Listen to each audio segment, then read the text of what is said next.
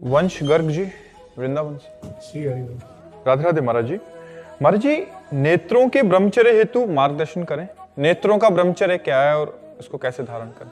नेत्रों से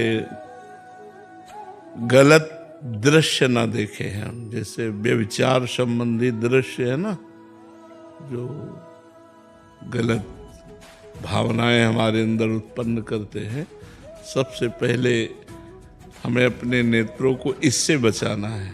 जैसे मोबाइल आदि में, लैपटॉप से या किसी सीरियल आदि में जिसमें गंदा चरित्र है, गंदा दृश्य है, जिस दृश्य के देखने से हमारी भावना पतित हो जाए, हमारी भावना धर्म भ्रष्ट हो जाए, वो दृश्य नहीं देखने। दूसरी बात, हमें किसी के दोष नहीं देखने। दृष्टि से किसी के दोष नहीं, अगर दोष दिखाई दे रहे तो हमको प्रणाम करना है। क्रिया पर नहीं जाना, कारण पर जाना है। कारण सब में परमात्मा विराजमान है, क्रियाएं तो ऊंच नीच सबसे होती रहती है। हमें किसी के दोष नहीं देखने। तीसरी बात, हम कोशिश करें कि सब में भगवान विराजमान है, ऐसी अपनी दृष्टि से देखने की भावना करें कि जड़ चैतन्य सब में, जैसे गोस्वामी जी कह रहे हैं, सिय राम में सब जग जानी, करो प्रणाम जोरी जुग पानी। सबको दोनों हाथ जोड़कर हम प्रणाम करते हैं, क्योंकि सब में भगवान सिया राम विराजमान है, गोस्वामी जी कह रहे हैं।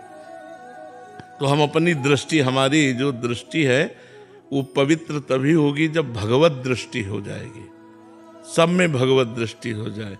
तो हम गलत आचरण वाले, जैसे कोई पशु पक्षी मैथुन कर रहा है तो हमें नहीं देखना, इससे हमारी दृष्टि दूषित हो जाएगी। यही वृंदावन में एक सौभरी नाम के महात्मा रहते थे, जो जल को स्तंभित करके जल समाधि लेकर के भजन कर रहे थे।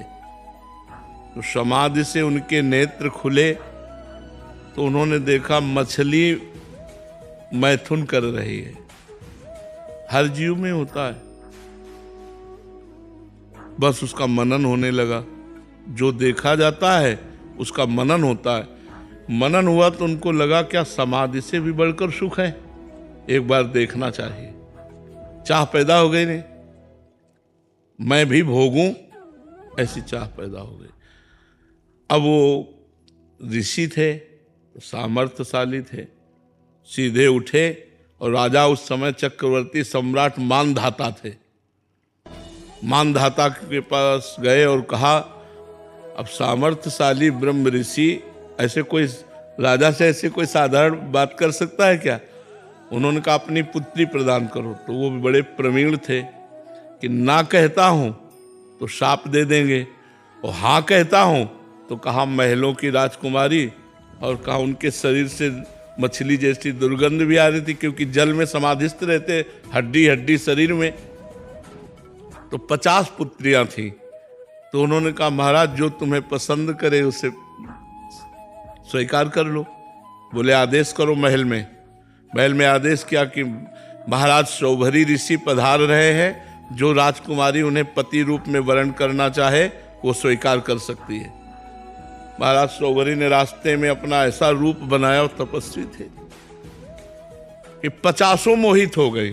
तो 50 पुत्रियों के साथ ब्याह किया, और एक दिन 50 की फिर संतानें हुई, सब ऐसे। तो एक दिन बैठे थे, पूरा परिवार देखकर अरे बोले कहाँ फंस गया, कहाँ जिस माया के विघ्न से बचने के लिए जल में समाधि लेकर भजन करता था, मछली के मैथुन क्रीड़ा को देखकर ये सब।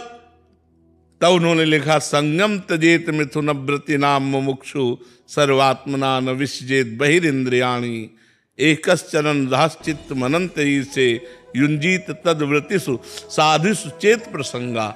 बोले अगर मुक्त होना चाहते हो संसार से तो किसी भी मैथुन धर्म से युक्त प्राणी का संग न करो। संग नेत्रों से सबसे पहले होता है। हम किसी को भोग करते हुए देखे, चाहे स्त्री पुरुष हो, चाहे पशु पक्षी हो, चाहे कोई भी हो, जब मैथुन क्रिया उस समय हमारी दृष्टि जाएगी तो हमारा मनन होगा, और मनन होगा तो हमको भी वैसे ही चाह हो जाएगी, तो हमारी दोष दृष्टि हमको भ्रष्ट कर देगी। छोटे छोटे बच्चे जो आज गिर रहे हैं नई नई अवस्था के, उसका कारण मोबाइल है। मोबाइल में गंदी बातें सर्च करते हैं, गंदी बातें देखते हैं। तो दृष्टि को पवित्र रखने के लिए किसी भी प्राणी के मैथुन धर्म से युक्त होने पर हमारी दृष्टि न जाए, और कोई भी मोबाइल लैपटॉप आदि से हम गंदी बातें न देखें, और किसी के भी दोष दर्शन न करें, सब में भगवत दर्शन करें, तो हमारी दृष्टि का ब्रह्मचर्य हो गया।